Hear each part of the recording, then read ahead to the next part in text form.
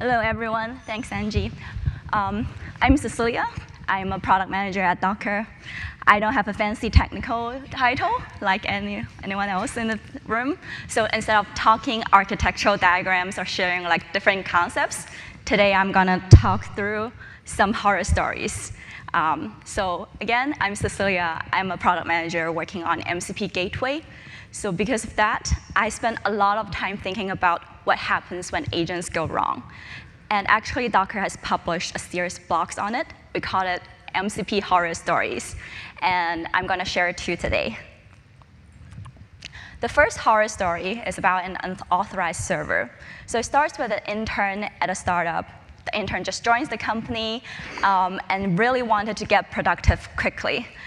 Naturally, they just go to the AI agent and go online to find MCP servers, anything that could help with their productivity. The intern just searches with Google and finds an MCP server that seems pretty legit. It has all the readmes and everything, so then it just install it and start using it.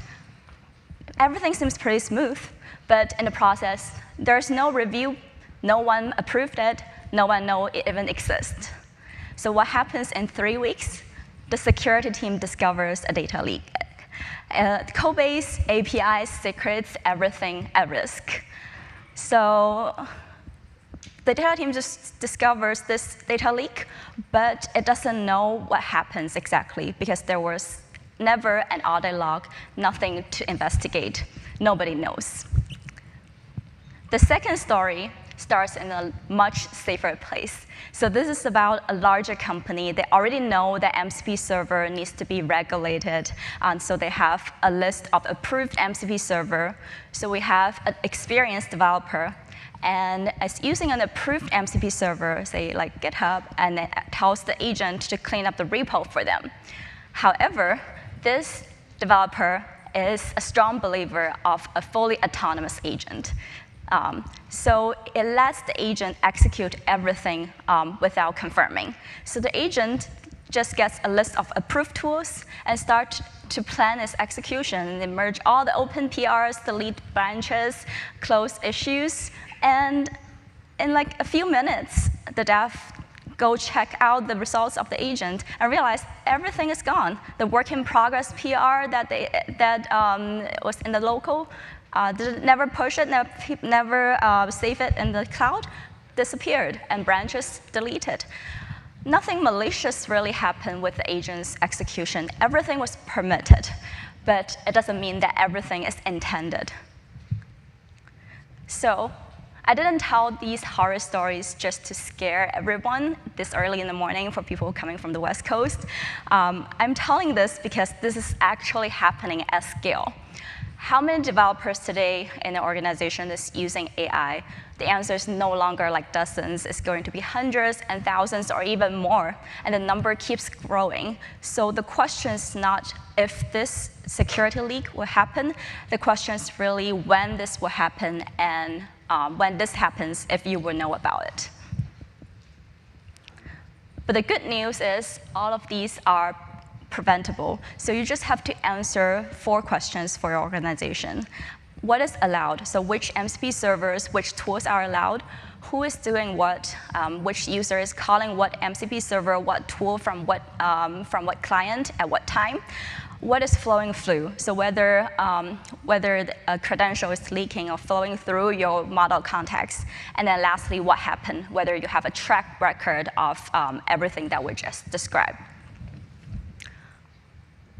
And a lot of organizations doesn't have answers to those 4 questions, and that's the gap. And if you want to resolve this gap, close the gap, it's also very easy. So I just pointed out 3 essentials: a control layer, a sandbox, and a very easy way to deploy the 2 of them. I'm going to talk through these 3 things one by one. So first, you will need to have a control layer. That's what we call MCP Gateway.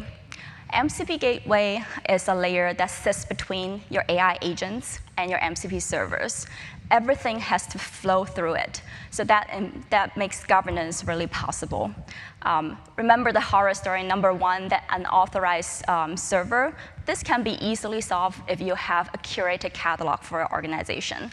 So if you look to the right-hand side, your organization defines your curated catalog, picks the servers. This includes your custom tools that's only available in your organization. You can also mix match with the available tools that you can find in the market, but the trusted one, third-party ones. Docker also provides a curated catalog for organizations to choose and mix match. So once you have a curated catalog, you combine it with the MCP Gateway. Any MCP server that doesn't exist in the catalog, the MCP Gateway just blocks it. So the random server the intern finds, it just stops at step 0. It will never happen because the gateway blocks it. It's just as simple as that. And having a curated catalog is just a first step. It's just an entry point to the gateway. The MCP Gateway does way more than that. So it handles authentication for you. For all your secrets flowing through, it will never reach the MCP server. Everything stays within your perimeter. It also handles policy management and access control. Those two things come hand in hand. If your organization has a curated catalog, it only is a blanket statement saying your developer has this list of tools. But what you can do with policy management and access control is that you can provide fine-grained control and saying that you can give this set of tools to your developers and that set of tools to, say, like your HR department and any other user groups. You can even define policies on specific agents or sessions. And lastly, you will need, the gateway handles audit logging, so that includes everything, a track record of who did what policies get triggered, what are allowed or what is flowing through. So that is the gateway. It controls visibility. It provides controls and visibility. A lot of people stops at this step and thinking that with the gateway, everything is safe. But I will tell you it's not. Because the gateway controls what the agent is allowed to call, but it doesn't control is what the agent will do. We all know that agents is kind of like have their own mind. It's like a different person. It's pretty non-deterministic in one way or another. I'm not going to solve the non-deterministic problem for you, but I think we can ground the agents in a way that with sandboxes. So Docker sandboxes, or in general, sandboxes, is a capability ceiling that defines what the agent can do, the maximum of what the agents can do. How it works is that a sandbox defines, controls file systems and network access. It's not at a policy level, but at an OS level, below application layer. So if a sandbox say, I don't want write access for my file system at this directory, the MCP server just cannot access it. The agent just cannot access, just cannot delete the file. So that's what makes a double layer sandbox plus MCP server gateway really reliable. So in practice, this means two hard walls. One is that we're running agents in different containers. So each agent will have its own container, own file system. Each agent will have no access to other sessions, no access to other hosts, to the host. And then there is a Docker sandbox running in a microVM, contains all the containers, and the microVM has its own kernel, has its own hypervisor isolation.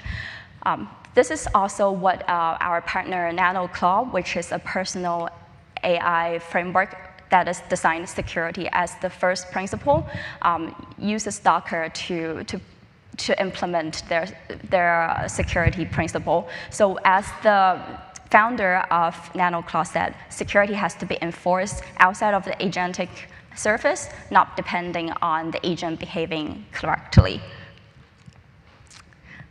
And then lastly, what I just described needs to be very easily to deploy and operationalize. So for a lot of organizations, the governance stops if you want to throw away your existing tech stack or do everything from scratch. This is not the solution that you'll be looking for. The solution you've been looking for is not asking you to adapt to that solution. The solution is to adapt to your environment. So you'll be looking for something that works in your environment, whether you want to run it local or run it at a remote environment, it should work. It also would work with your tech stack. For MCP, you'll be thinking about identity provider like Azure AD or Okta. You'll be thinking about Secret Manager, AWS Secret Manager, and whatever that you're using. You'll be thinking about your observability stack, your dashboard. Is that Splunk or Datadog should still work if you want to integrate with MCP audit logging.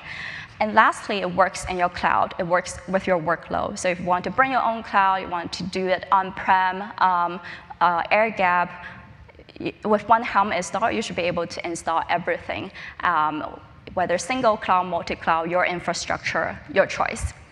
So that's what I wanted to cover. Just to recap, 3 essentials. You need MCP Gateway, you need a sandbox, and then an easy way to deploy it. If any of these resonate and you want to solve all your horror stories, come find us at Docker's booth. I'm happy to talk to you in more detail. Thank you.